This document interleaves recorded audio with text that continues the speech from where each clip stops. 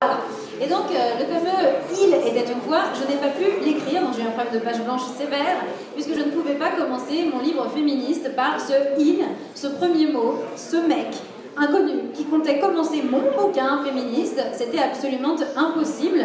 Et donc, j'ai commencé à écrire « Elle était une fois », et lorsque j'ai tiré ce fil de la toile d'araignée du langage masculiniste, il y a tout qui est venu. C'est-à-dire qu'à un moment donné, j'ai voulu dire « Je veux rendre hommage aux femmes », et là j'ai fait « What ?» Donc j'ai écrit « Je veux rendre famage aux femmes ». Au départ, on s'est pas mal ri de moi. J'étais assez seule avec cette histoire-là. J'ai aussi écrit les nous avec une E avant le S, N-O-U-E-S, vous ou moi, pour parler de la peuple des femmes.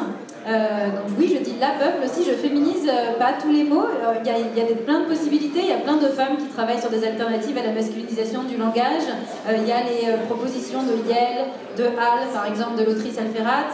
Il y a aussi d'ailleurs des autrices qui ont commencé à travailler sur ces questions dès les années 80 et même avant, puisque au moment de la création de l'Académie française, les autrices se battent pour garder le mot autrice, se battent pour que le masculin n'emporte pas dans la langue, que ce soit Madame de Sévigné, que ce soit Marie de Beaumeur. Enfin, il y a eu énormément de femmes qui se sont battues, simplement elles ne faisaient pas les lois, elles n'avaient pas le droit, puisque ministresse, on n'est même pas au courant que ça existe ce mot.